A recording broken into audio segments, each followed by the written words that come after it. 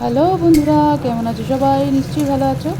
এখানে আমি কাজু বাদাম, টমেটো, পেঁয়াজ, রসুন, আদা পেস্ট করব। এখন একটু ভেজে নিয়েছিলাম। আর এখানে তেলের মধ্যে গোটা জিরে, গরম মশলা, শুকনো লঙ্কা, তেজপাতা দিয়েছি। আর সঙ্গে দিয়ে দিয়েছি ক্যাপসিকাম।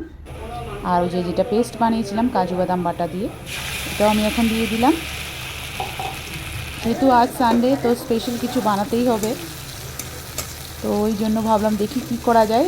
ফ্রিজে যে দেখেছিলাম কিছু পনির ছিল, তো এখানে দিয়ে দিলাম জল।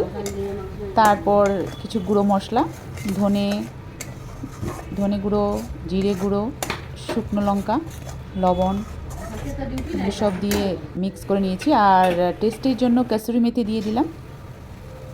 আর এই যে পনিরটা ছিল ঘরে বানানো, তো পনিরটাও দিয়ে দিয়েছি। এখন এগুলো একটু মিক্স করে, সঙ্গে কিছু চানার ডাল ছিল, চানার ডাল আর আলু দিয়ে আমি একটু সিটি মেরে রেখে দিয়েছিলাম, এটা এখন দিয়ে দেব। এটা শুধু পনির দিয়েও করা যায়।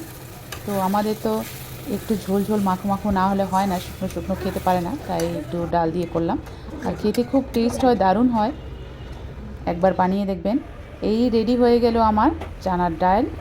আর তার সাথে রয়েছে গরম গরম পরাঠা, যেটা কিনা রেডি করছে।